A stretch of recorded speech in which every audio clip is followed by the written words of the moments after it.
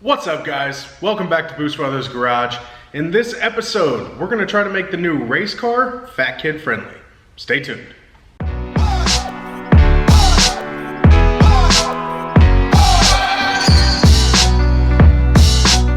Now, if you haven't seen the episode where we went and picked the new car up, I'll go ahead and post a link up here.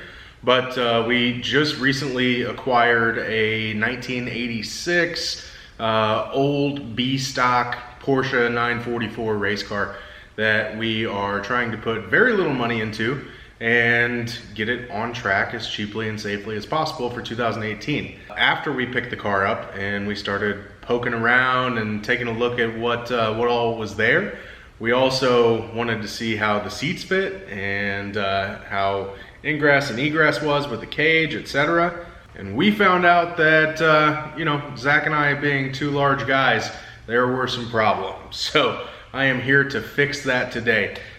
Even though I've recently lost 35 pounds, the seats that are in there aren't gonna work. We have Nrg fixed back racing seats. I'll show you these seats more here in just a second, but the seats for a pair are $380.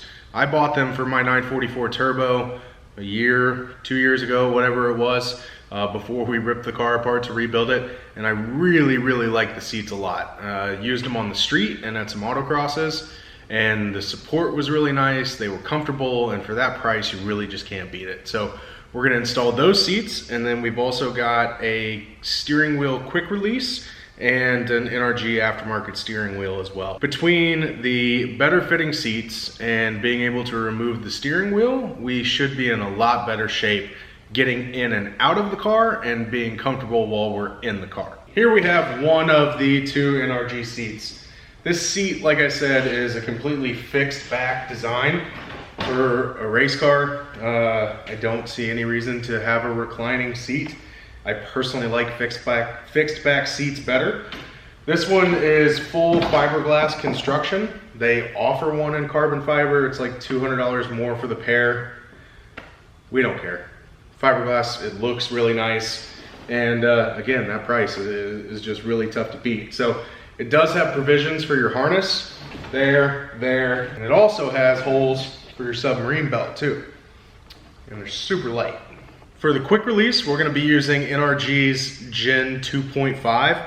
I ran the older Gen 2 in the 944 Turbo before, had no issues with it, really liked it a lot. The only difference with the Gen 2.5 is your pulls right here to actually release it are a little bit larger, so when you've got driving gloves on, it's easier to get a hold of. For the steering wheel, we are going to use Nrg's new reinforced line. There's an infamous video on YouTube by that dude in blue. He had an Nrg steering wheel on his car, and he was going to replace it with a different manufacturer, and he was trying to get it off. It was stuck on the shaft, whatever, the steering shaft, and he started pulling, and he actually pulled the steering wheel completely apart, which you can imagine would not be a good thing when you're on the track. Nrg's response, I guess, was to come out with this reinforced line. I found it while I was shopping around. So far, feeling it, it feels really nice. It seems beefy. I'll know more once I get it installed in the car and can yank on it a little bit. This video is by no means sponsored by Nrg. We don't have any affiliation with them, but their parts are very cost effective. So if they're gonna work, it's a good option, and we'll tell you one way or another. Without further ado, let's get to bolting some of this stuff in. As for installation, these Nrg seats come with side-mounted rails, and I have found that at least in the 944, it's easier to remove these, bolt these down to the floor pan, and then bolt the seats down to the rails. So I'm gonna pull these off before bolting them into the car. Because I already had these bolted into a 944, this is very easy. I've already modified the brackets where I needed to in order to make them fit to this car. So on the bottom of the brackets, we drilled holes to mount up to the existing spot on the floor. We got really lucky in the fact that the width of the seat and the seat brackets worked as far as that was concerned. as did the length. So we fell within, you know, the footprint of these, so we just had to drill the holes we wanted. On top of that, in order to get the layback position that I wanted, I used just square stock, steel square stock, and drilled some holes. These go under the front of the seat, the bolts go through these, and then this bolt is for your submarine belt.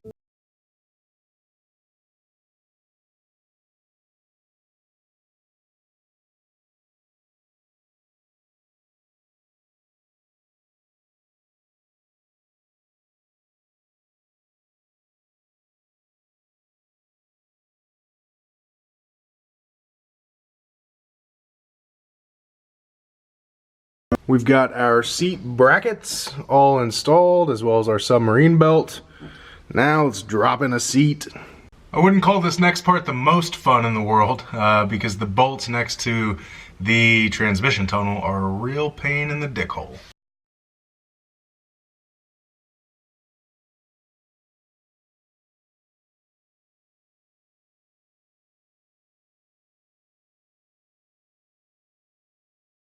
Also, the last time I did this, I didn't have to deal with a roll cage in the way.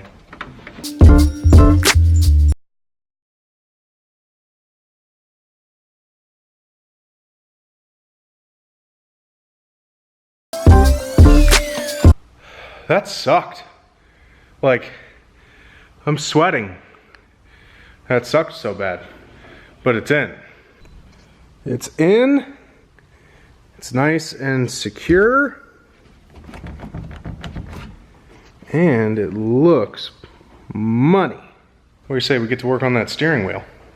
For those of you wondering exactly which hub adapter and wheel we're using the RST-012S and the SRK-250BK.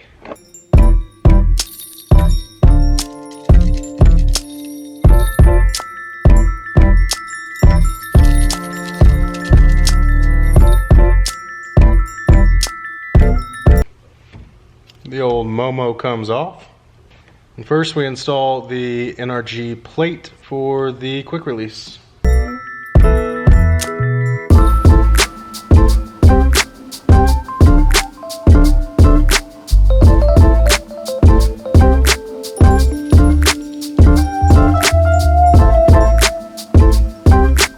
Slap this thing on. Let's install the wheel.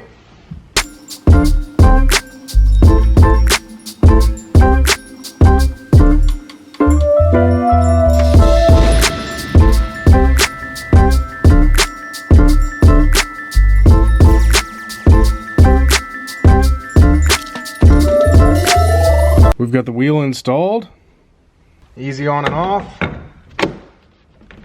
and that wheel is definitely sturdy. I'm moving the entire steering column. David Patterson, that dude in blue, check out the new reinforced line. I think it's a little bit better. My only real concern is seating position. I think that, I don't know, the wheels, it's in a good spot for me. Might be a little too close for Zach. Now, the question that really matters, is it any more fat kid friendly? Let's see. Whew.